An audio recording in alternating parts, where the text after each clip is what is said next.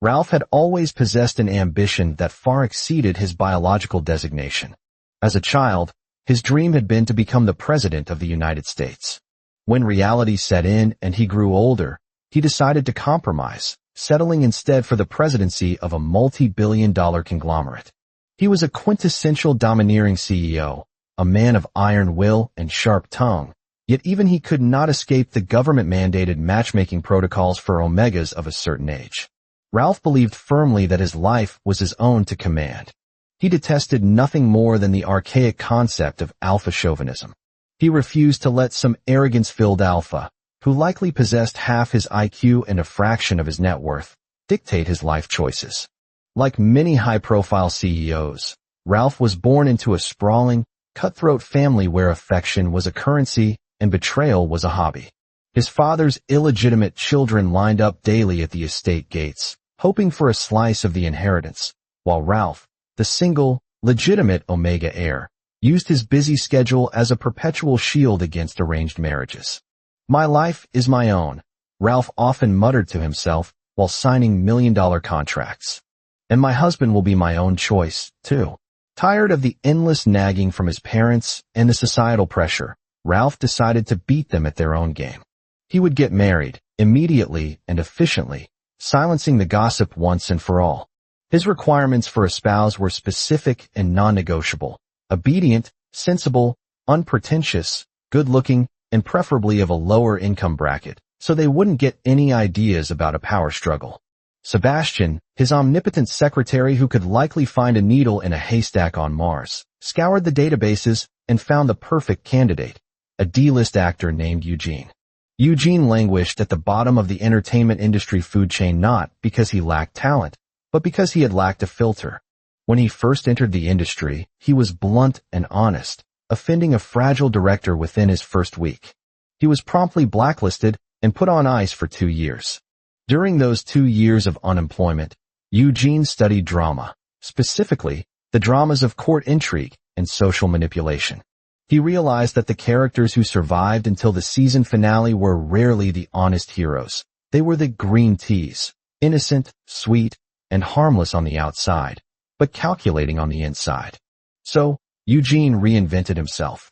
He practiced the art of the shy smile, the gentle nod, and the wide-eyed look of admiration. He became a master of social camouflage. Unfortunately, just as his ban was lifted, the pandemic hit. He went another 6 months without work, and the small agency he was signed to went bankrupt. Ralph's conglomerate acquired the agency, and Eugene, confused and desperate, found himself with a new boss. Sebastian, utilizing the company's vast data algorithms, plucked Eugene from obscurity as the first lucky candidate for the CEO's matchmaking interview. The meeting was set at a restaurant so exclusive that the water cost more than Eugene's monthly rent. Eugene might have been broke, but he had seen the world.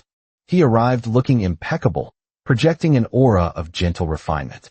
His face was his greatest asset, handsome in a soft, approachable way that immediately scored points with Ralph.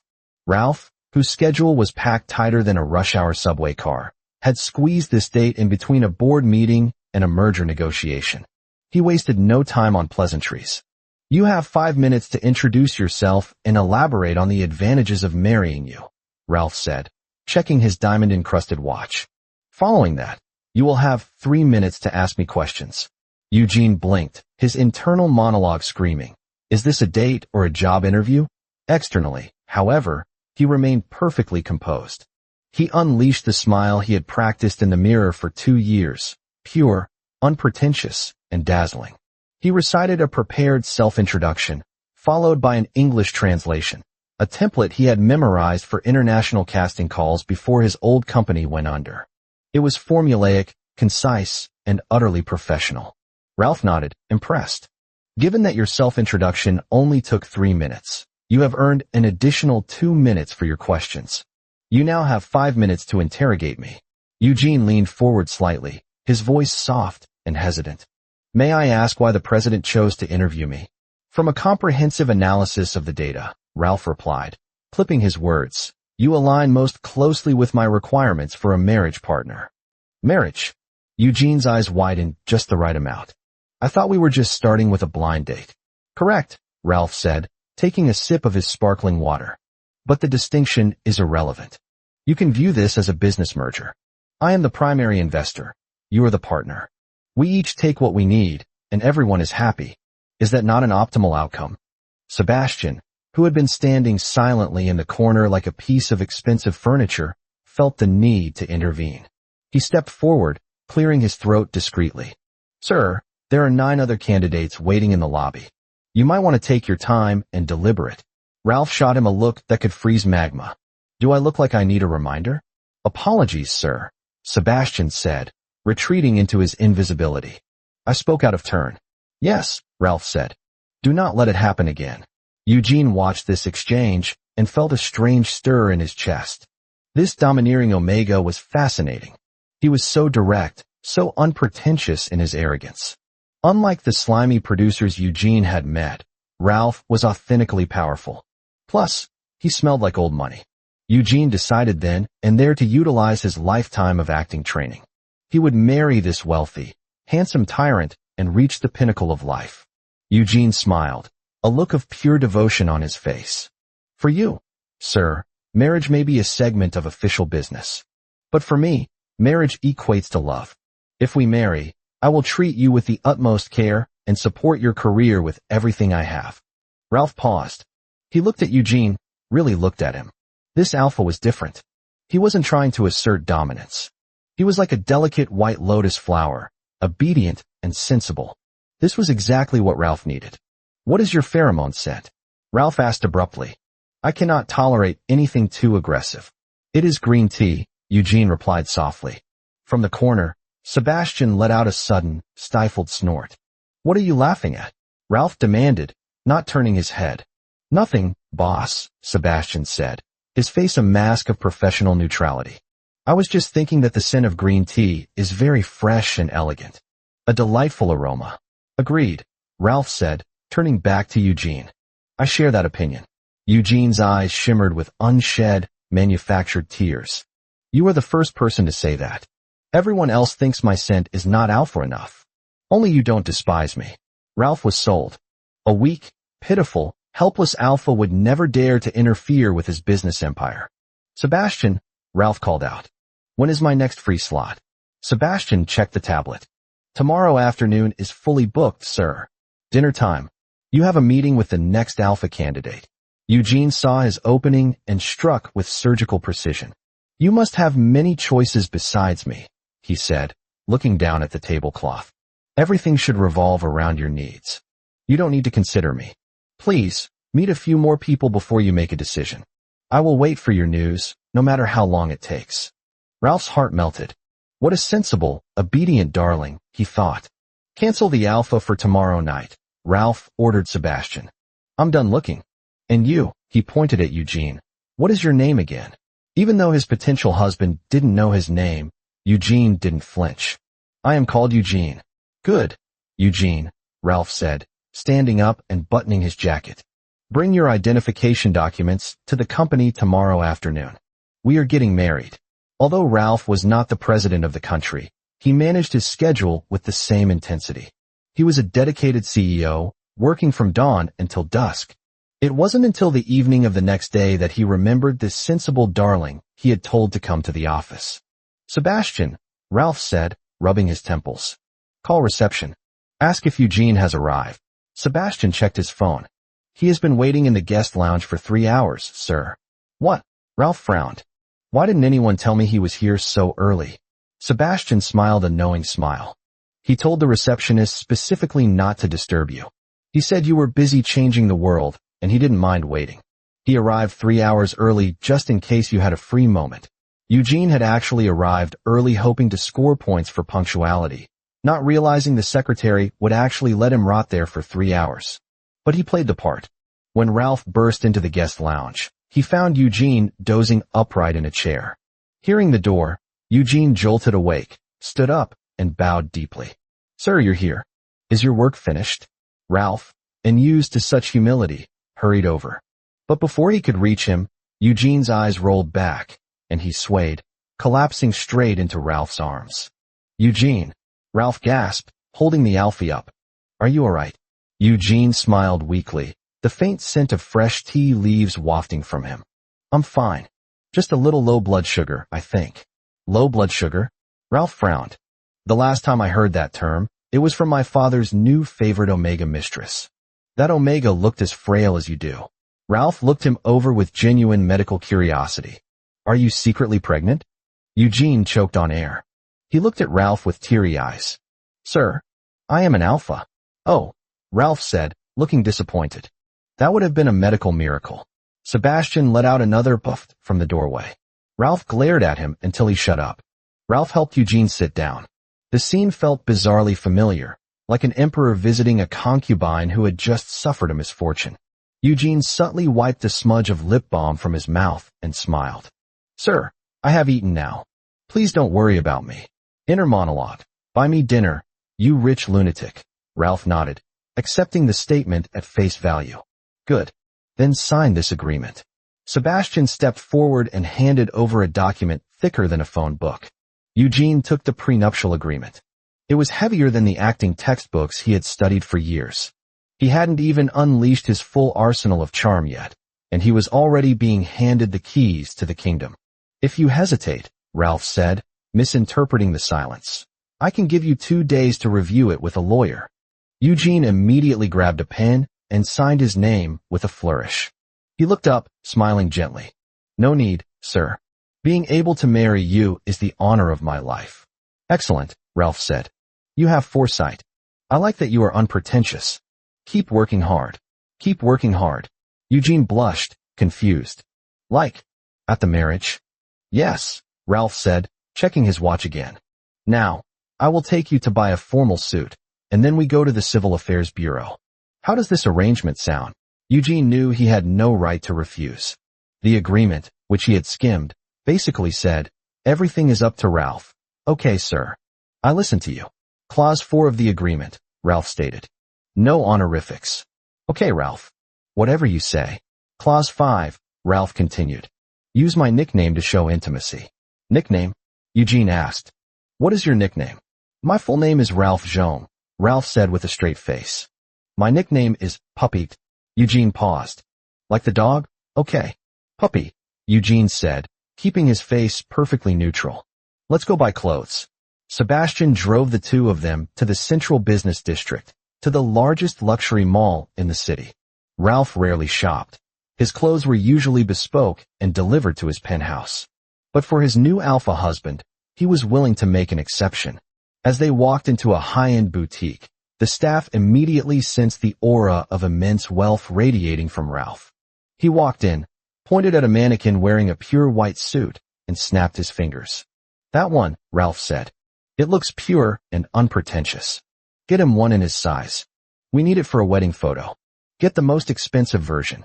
Ralph firmly believed that the most expensive option wasn't always the most suitable, but it was definitely the best quality. The sales assistant beamed. Right this way, sir. While Eugene was ushered into the fitting room, Ralph wandered the store, flipping through price tags with bored indifference. Suddenly, he spotted a familiar figure. It was Preston, a fellow CEO alpha, and Ralph's ex-boyfriend. Preston was even more arrogant than Ralph, which had led to their breakup. Preston liked to be the one in charge. Currently, Preston was with his new partner, a delicate-looking person named Tiffany. Tiffany was clinging to Preston's arm, rubbing a visibly protruding belly, looking up at him with adoring eyes. Ralph felt a surge of irritation. He hated people showing off in front of him. He walked over, elegant and deadly. Preston, Ralph said, his voice cutting through the air like a whip. Preston turned, his face paling. Ralph? What are you doing here? Tiffany gasped, burying her face in Preston's shoulder. Preston, who is this scary man? I'm frightened. Ralph looked at Tiffany and felt a wave of nausea. The reason you cheated on me, Ralph said to Preston, was because I wasn't gentle enough? And you chose this cheap imitation. Without waiting for a response, Ralph stepped forward. Tiffany shrieked and stumbled back, tripping over her own feet and landing on the plush carpet. My baby, Tiffany wailed, clutching her stomach. Preston, our child. Preston roared, Ralph. Are you insane? He dropped to his knees to comfort Tiffany. Don't worry, honey, I'll call an ambulance. Call it, Ralph sneered. Call the hospital next door. Let the doctor see exactly what is inside that stomach. Tiffany froze. You spill blood with your mouth. Lift the shirt, Ralph challenged. Preston paused. He had broken up with Ralph because Tiffany claimed to be pregnant. But Ralph had the best intelligence network in the city. If Ralph was confident, there was a reason. Preston reached out and yanked up Tiffany's shirt. There, strapped to a flat stomach, was a silicone distinct belly prop. Preston turned purple. You've been lying to me for months? You wouldn't let me touch you because of the baby? Tiffany burst into tears. Preston, I did it because I love you. I was jealous. I knew you still loved him. Married. Don't cue me, Ralph said dryly. I'm just a spectator. Preston was shaking with rage. He was about to slap Tiffany when a hand caught his wrist. Preston spun around and froze. A tall alpha stood there, dressed in an impeccably tailored white suit. His features were refined, his shoulders broad, and he radiated a calm, elegant strength. Violence is unbecoming in public, Eugene said softly, releasing Preston's hand. Ralph looked Eugene up and down, nodding in approval. Eugene, you look excellent. Very pure. The sales assistant, witnessing the chaos, popped up. Sir, your husband has excellent proportions. I rarely see an alpha wear white so well. Preston stared at Eugene. Is this your new boyfriend, Ralph? Ralph stepped forward and wrapped an arm around Eugene's waist. No. This is my new husband. Ralph pulled out his black card, handed it to the stunned sales assistant, and said, wrap it up. We're leaving. As they walked away, Preston stared after them, suddenly realizing that the domineering Omega he had lost had found someone who matched him perfectly. In the back of the luxury sedan, Ralph turned to Eugene. Did you bring your documents? I did, puppy. Good. To the Civil Affairs Bureau. Sebastian, driving, glanced in the rearview mirror. Sir, I still feel this is a bit rash. Perhaps we should let Mr. Eugene meet your parents first. I'm talking to my husband, Ralph snapped. Don't interrupt. Yes, sir. What do you think? Ralph asked Eugene. Eugene knew this was the moment to secure his future. But he couldn't look desperate. He smiled gently. What Ralph thinks is most important. Excellent, Ralph said. I love a sensible alpha. 20 minutes later, they stood at the counter. They filled out the forms, took a photo against a red background, and received 2 small red booklets. Ralph looked at the photo and chuckled. We look good. In reality, the lighting was harsh, and they both looked a bit stiff. But seeing Ralph smile, Eugene felt a strange warmth. You look good in everything, puppy, Eugene said. I know, Ralph replied. Let's go home. Like all tycoons, Ralph owned more real estate than he could remember. He asked Sebastian to pick the quietest property to avoid family harassment. An hour later, Eugene stood in front of what looked like a converted industrial factory on the outskirts of the city. The wind whistled through the metal beams. Sir, Sebastian said brightly, this is your quietest property. But this isn't habitable, Ralph said, frowning at the rusted door. The shantytown district is habitable, Sebastian corrected. Eugene's face paled. Puppy, I feel a bit dizzy. Maybe it's a cold. How can you make my husband live in a shantytown? Ralph yelled at Sebastian. He is frail. But your parents know the location of every other villa you own, Sebastian countered. If you want peace. My wife's health is more important, Ralph declared. I knew you would say that, Sebastian grinned. Actually, behind this factory is the private entrance to the Hilltop Estates. You have a penthouse there. Eugene let out a breath he didn't know he was holding. That night, Ralph sat in their massive bedroom, working on his laptop. Eugene had cooked a meal, simple but hot.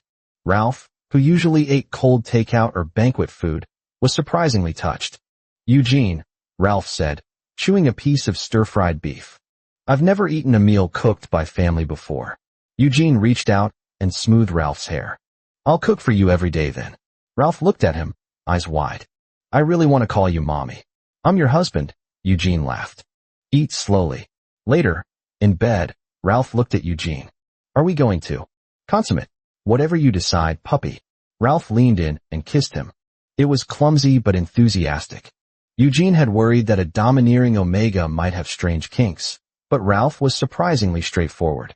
After the deed was done, Ralph sat up and tried to light a cigarette, coughing violently after the first drag. Eugene took the cigarette and put it out. First time. How did you know? Ralph wheezed. Because you look like you're dying. They say a cigarette after sex makes you a living god. But if you choke to death, you'll just be a dead one. Fair point, Ralph said. He looked at the framed photo on the nightstand. It was still a picture of him and Preston. Eugene felt a pang of jealousy. Puppy. I only have a 6-pack, not an 8-pack like him. And I have no experience. I must be worse than Preston. I have no experience either, Ralph said, confused. Why would I compare you? Preston is a pile of garbage in my mind. Oh, Eugene smiled. Can I kiss you again? Yes. The next day, the inevitable happened. Ralph took Eugene home to meet the parents. Mr.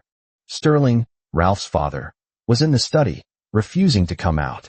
Mrs.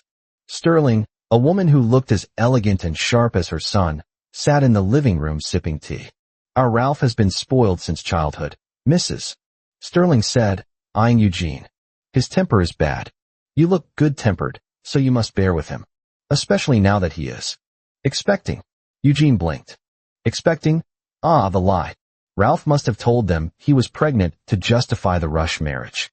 Mom, don't worry, Eugene said smoothly, grabbing the narrative. I will take good care of Puppy. He needs to focus on his career, not these trivial matters. Mrs. Sterling saw the calculation in Eugene's eyes and approved. This was a man who understood the game. She slipped a jade ring off her finger and pressed it into Eugene's hand. This is the Sterling family heirloom. I give it to you. Keep it safe. Thank you, Mom, Eugene said. I won't let you down. Since you entered our door, you are family, she said. But remember, everything in this house belongs to Ralph. Of course, Eugene said. Ralph is the master of the house.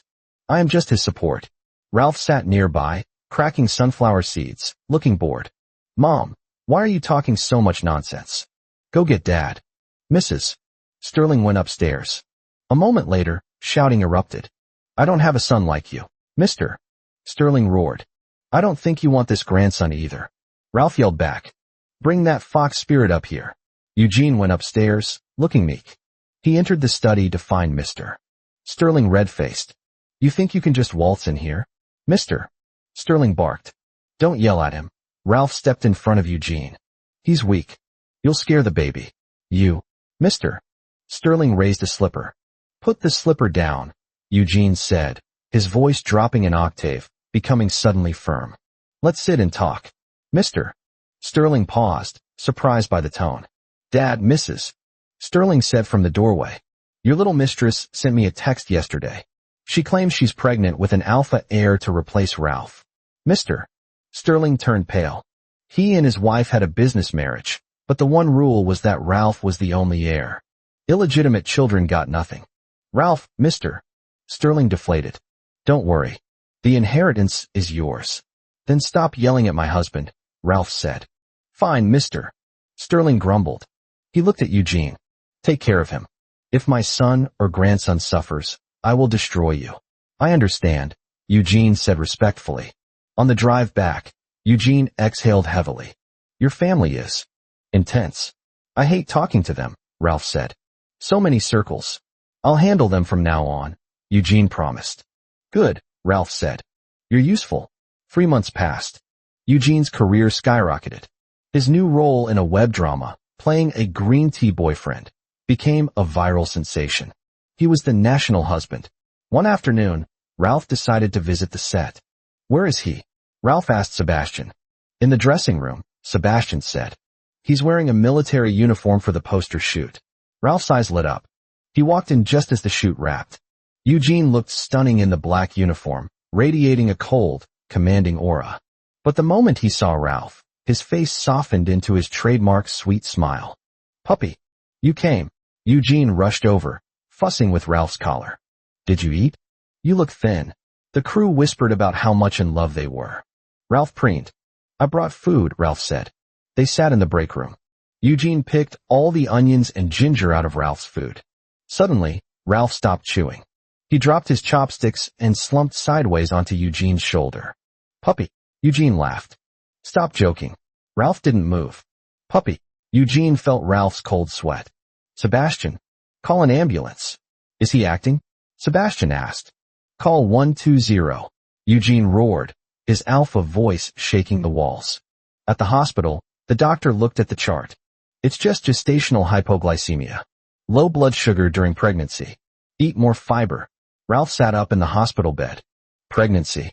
Yes, the doctor said. 3 months along. Ralph looked at Eugene. Eugene looked at Ralph. We use protection, Ralph whispered. The condoms. Eugene's eyes narrowed.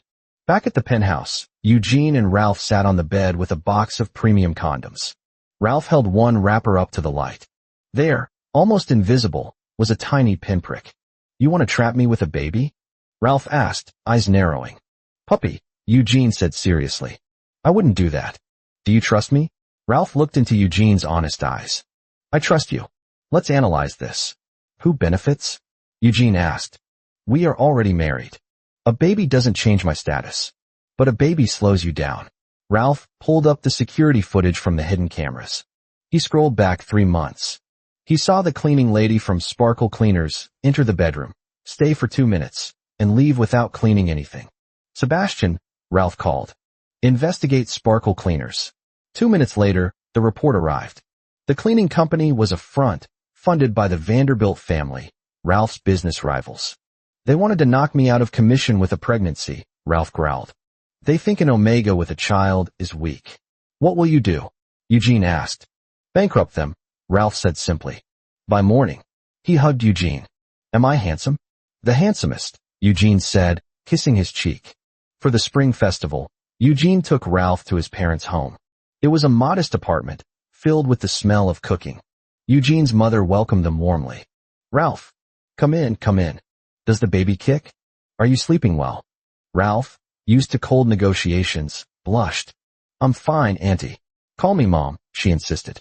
Eugene's father was in the kitchen. Eugene's younger sister, Lily, sat playing video games. This is Lily, Eugene said. Hello, Lily said without looking up. Nice suit. Thanks, Ralph said. After dinner, Eugene took Ralph to his old bedroom. He showed him a photo album. That's me in the mud. That's me holding a puppy. Ralph looked at the photos. You were a wild kid. I was, Eugene sighed. I learned to be quiet to survive in the industry. Ralph looked at Eugene, bathed in the golden light of the setting sun. The green tea act was gone. This was just Eugene. You aren't really like that, are you? Ralph asked softly. The gentle, submissive act. What? Eugene smiled. You don't have to pretend with me, Ralph said, taking his hand. I don't need a green tea husband. I just need you. Eugene's smile shifted. It wasn't the practiced, perfect smile of the last few months. It was smaller, realer, and reached his eyes. Okay, Eugene whispered, leaning his forehead against Ralph's. I promise. Just me.